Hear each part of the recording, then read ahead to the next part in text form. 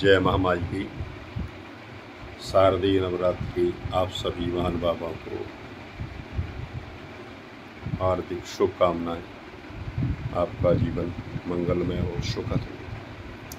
हमने पहले चर्चा की थी कि आप लोगों को दुर्गा सप्तशती जो मार्कंडेय पुराण के अंतर्गत से लिया गया है, ये दुर्गा जी को प्रसन्न करने के लिए, भगवती को प्रसन्न करने के लिए इसके पाठ किए जाते हैं और उस पाठ के माध्यम से भगवती प्रसन्न होकर के व्यक्ति के समस्त मनोरथों को सिद्ध करती हैं।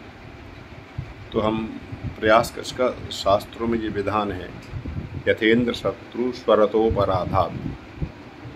इंद्र का शत्रु एक वृत्रासुर था, एक स्वर का अपराध हो जाने के कारण स्वयं मारा गया। तो हमें इसका शुद्ध उच्चारण आना बहुत ज़रूरी है, बहुत ही आवश्यक है। यदि शुद्ध उच्चारण नहीं आया तो हमारा पाठ करना निरर्थक है, उसका कोई भी फल हमको प्राप्त नहीं होगा। इसी क्रम में हम लोग सीखेंगे कि दुर्गा जी का जो पाठ है किस तरीके से किया जाता है। तो पहले तो पाठ की एक विधि समझ लें कि पाठ को किस तरीके से हमें करना चाहिए। तो आइए जानते हैं क्या लिखा है शास्त्र के परिप्रेक्ष्य में। तो हमारी ये दुर्गा सप्तशती पुस्तक है गीता प्रेस गोरखपुर की। ये सबसे अच्छी पुस्तक आती है मेरी समझ से। इसमें शुद्ध उच्चारण, शुद्ध प्रकार दिया होता है। तो आइए पाठ के एक विधान समझ लें, हम पाठ की प्रक्रिया को समझ लें कि पाठ किस तरीके से हमको करना चाहिए। तो इसमें स्पष्ट रूप से लिखा हुआ है, माधुर्यमक्षर व्यक्ति पदच्छेदस्तु सुस्वरः धैर्यम लय समर्थम च सड़ेते पाठ का गुण। यानी पाठ करने वाले के 6 गुण बताए। यानी माधुर्यम, अक्षर व्यक्ति यानी मधुरता पूर्वक कर पाठ करे, अक्षर की अभिव्यक्ति सही करे, पदच्छेदस्तु सुस्वर और पद का छेद करे, यानी पद को स्पष्ट उच्चारण के साथ में बोले, धैर्य पूर्वक करे, लय के साथ में पाठ करे। ये पाठक के 6 गुण होते हैं पाठ करने वालों के। ये बताया क्या नहीं करना चाहिए। गीति शीघ्री सिरह कंपी तथा लिखित पाठक, यानी गीत की तरह नहीं गाना चाहिए इस पाठ को। सिरह कंपी, सिर हिला हिला करके पाठ नहीं करना चाहिए।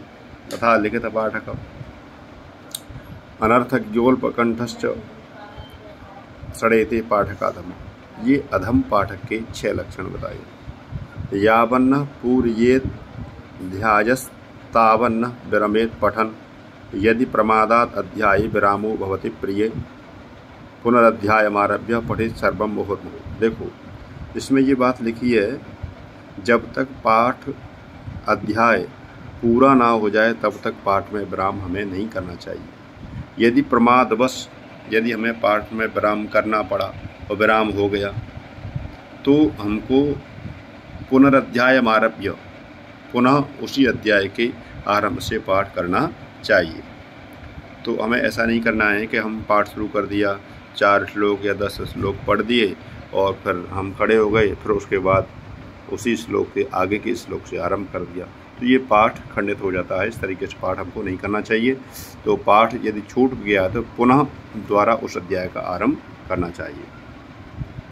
नियम बताए, अज्ञानात् स्थापिते हस्ते पाठे ह्यर्ध फलम ध्रुवम न मानसे पठित स्तोत्रम वाचकम तु प्रशस्यते। इसमें लिखा है, अज्ञानात् स्थापिते हस्ते, कोई व्यक्ति हाथ में पुस्तक लेकर के पाठ करता है तो उस पाठ का आधा फल प्राप्त होता है। इसलिए हाथ में पुस्तक लेकर के पाठ कभी भी नहीं करना चाहिए। न मानसे पठित स्तोत्रम, स्तोत्र का पाठ यदि कोई कर रहा है तो उसका मन से नहीं करना चाहिए। मन से मतलब मन में नहीं करना चाहिए, बोल करके पाठ करना चाहिए। वाचकम तु प्रशस्यते, यानी बोल कर करना चाहिए, ऐसा लिखा है। उच्चैः पाठम निषिद्धम स्यात् त्वराम च परिवर्जयेत शुद्धेन चलचित्तेन पठितव्यम प्रयत्नतः। यानी उच्च स्वर से, बहुत तेज स्वर से पाठ को नहीं करना चाहिए। इतना स्वर के साथ बोलें कि स्वयं उस पाठ को सुन सकें, वही पाठ सफल होता है। कंठस्थपाठा भावेतु पुस्तकों परिवाचेत न स्वयं लिखितम स्तोत्रम न ब्राह्मण लिपि पढ़ेत। यदि कंठपाठ है आप तो पुस्तकों पर वाचेत, कंठस्थपाठा भावेतु पुस्तकों पर वाचेत न स्वयं लिखितम स्तोत्रम न ब्राह्मण लिपि पठेत। यानी अब ब्राह्मण से पुस्तक कोई लिखी हुई है तो यानी जो ब्राह्मण नहीं है उसने ग्रंथ को लिखा है, पुस्तक को लिखा है, उसका पाठ भी नहीं करना चाहिए। कंठ है तो कंठ का भी पाठ हम कर सकते हैं। पुस्तके वाचनम सस्तम शास्त्रादिकम यदि ततो न्यूनश्च तु भवेद वाचनम पुस्तकम बिना। अब जैसे कंठ है आपको पाठ, तो कंठ पाठ भी कर सकते हैं, उसका भी एक नियम बताया है कि पुस्तके वाचनम सस्तम शास्त्रादिकम यदि सहस्राद अधिकम यदि ततो न्यूनश्च तु भवेद वाचनम पुस्तकम बिना। यदि आपको पाठ जो है सही याद है और 1000 से अधिक श्लोक हैं तो उस पाठ को हमें पुस्तक में देख करके ही करना चाहिए। 1000 श्लोकों से यदि पुस्तक में कम श्लोक हैं, कंठस्थ है, तो बिना पुस्तक के भी हम पाठ कर सकते हैं।